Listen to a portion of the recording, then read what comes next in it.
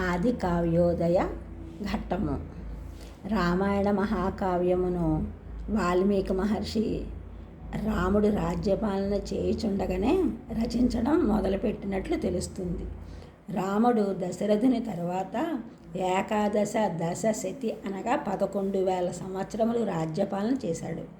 సీతమ్మ వారిని నిండు గర్భిణిగా ఉండగా అడవులలో వదిలివేసినప్పుడు వాల్మీకి ముని ఆశ్రమమునందే కుశలవులను సీతమ్మవారు ప్రసవించిరి.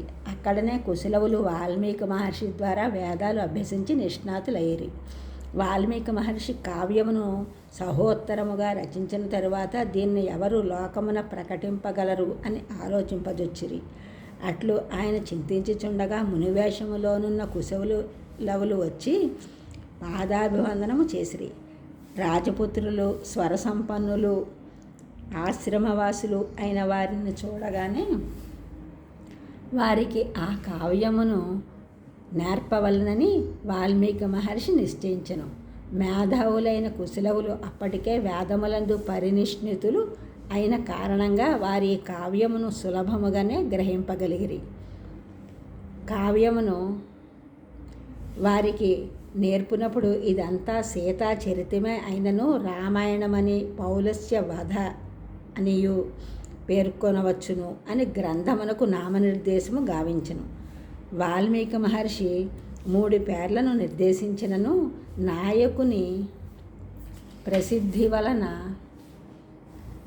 రామాయణమను పేరే అధిక ప్రచారం నొందెను.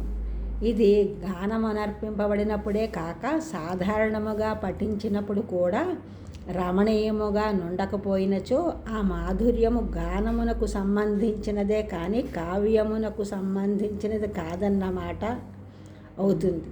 కావుననే వాల్మీకి గానమనర్చినప్పుడే కాక సాధారణముగా పఠించినప్పుడు కూడా ఈ కావ్యమును మధురముగానే ఉండునని నిర్దేశించెను. దృశ్య కావ్యమైన నాటకమునకు రంగస్థల ప్రదర్శన వలె శ్రవ్య కావ్యమునకు సంగీతము రసోల్బణత్వమును సమకూర్చును.